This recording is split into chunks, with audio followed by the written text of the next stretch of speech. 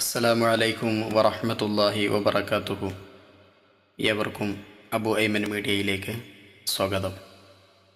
ഇന്ന് നമ്മൾ ചർച്ച ചെയ്യുന്നത് 3-ാം ക്ലാസ്സിലെ ദുറൂസുൽ ഇസ്ലാം 2-ാം ഭാഗത്തിലെ 17-ാമത്തെ അധ്യായമാണ്. നമുക്ക് വീഡിയോയിലേക്ക് പ്രവേശിക്കാം. അദർസു സാബിഅ അശറ ഫീ ഈശത്തിർ റാദിയ.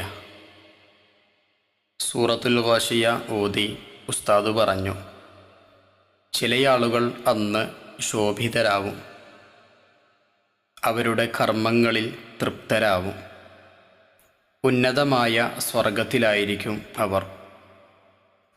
നിരർത്ഥകമായ ഒരു വാക്കും അവർ കേൾക്കുകയില്ല.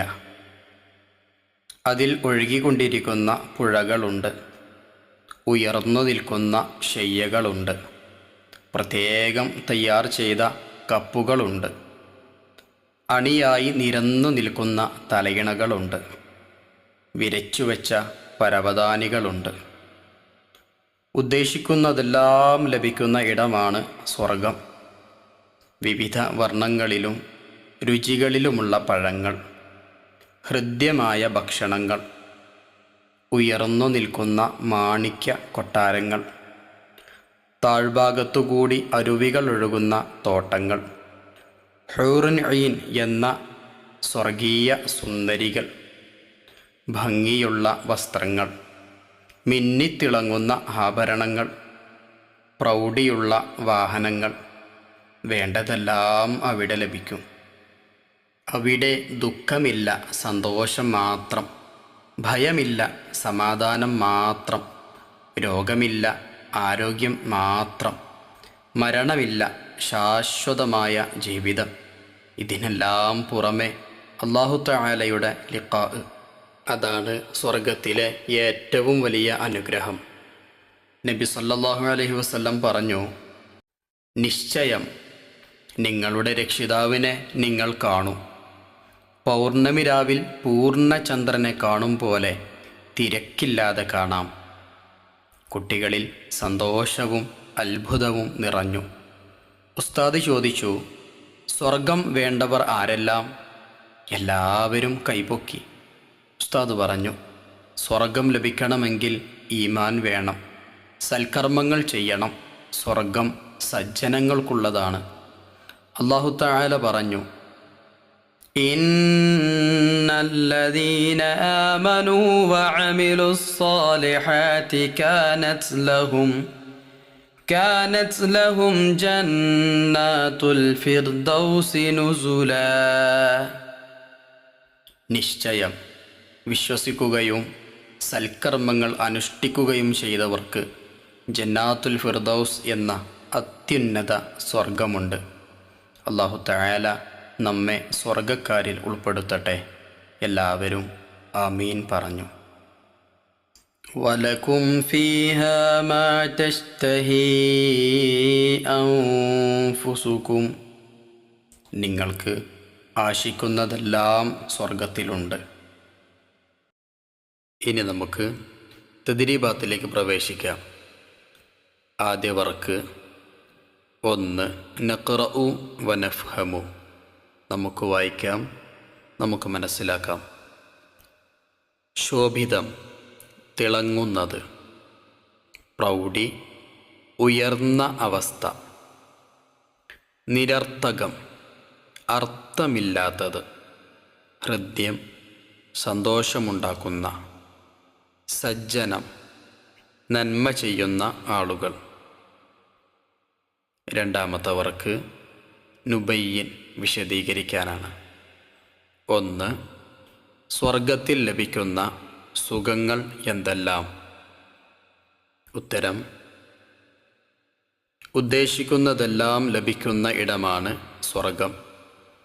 വിവിധ വർണ്ണങ്ങളിലും രുചികളിലുമുള്ള പഴങ്ങൾ, ഹൃദ്യമായ ഭക്ഷണങ്ങൾ, ഉയർന്നു നിൽക്കുന്ന മാണിക്യ കൊട്ടാരങ്ങൾ, താഴ്ഭാഗത്തുകൂടി അരുവികൾ ഒഴുകുന്ന തോട്ടങ്ങൾ, ഹൂറുൻ ഐൻ എന്ന സ്വർഗീയ സുന്ദരികൾ, ഭംഗിയുള്ള വസ്ത്രങ്ങൾ, മിന്നിത്തിളങ്ങുന്ന ആഭരണങ്ങൾ, പ്രൗഢിയുള്ള വാഹനങ്ങൾ, വേണ്ടതെല്ലാം അവിടെ ലഭിക്കും. മൂന്നാമത്തെ വർക്കിലേക്ക് പ്രവേശിക്കാം. 3. നുജീബ്. 1. ആർക്കാണ് സ്വർഗം ലഭിക്കുക? ഉത്തരം: സജ്ജനങ്ങൾക്ക്. രണ്ടാമത്തെ ചോദ്യം: സ്വർഗാവകാശികൾ എങ്ങനെയായിരിക്കും? ഉത്തരം: ദുഃഖമില്ല, സന്തോഷം മാത്രം. ഭയമില്ല, സമാധാനം മാത്രം. രോഗമില്ല, ആരോഗ്യം മാത്രം.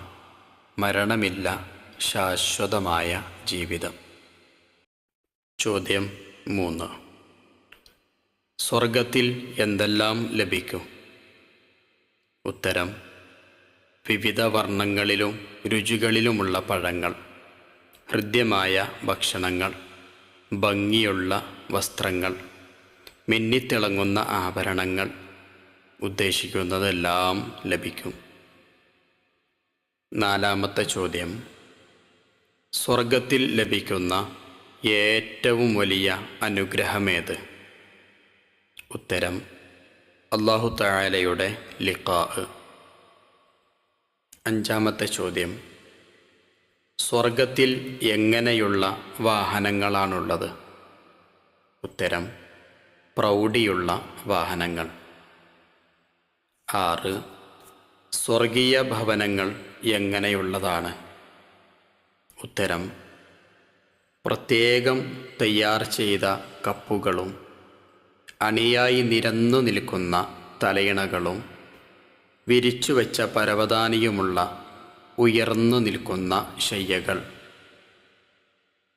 ഇനി നമുക്ക് നാലാമത്തെ വർക്കിലേക്ക് പ്രവേശിക്കാം. നഖ്റഉ വനക്തുബു. നമുക്ക് വായിക്കാം, നമുക്ക് എഴുതാം. 1. ഈശത്തുൻ റാദിയത്തുൻ. 2. സൂറത്തുൽ ഗാശിയ. 3. ഹൂറുൻ ഐൻ. 4. ലിഖാ. 5.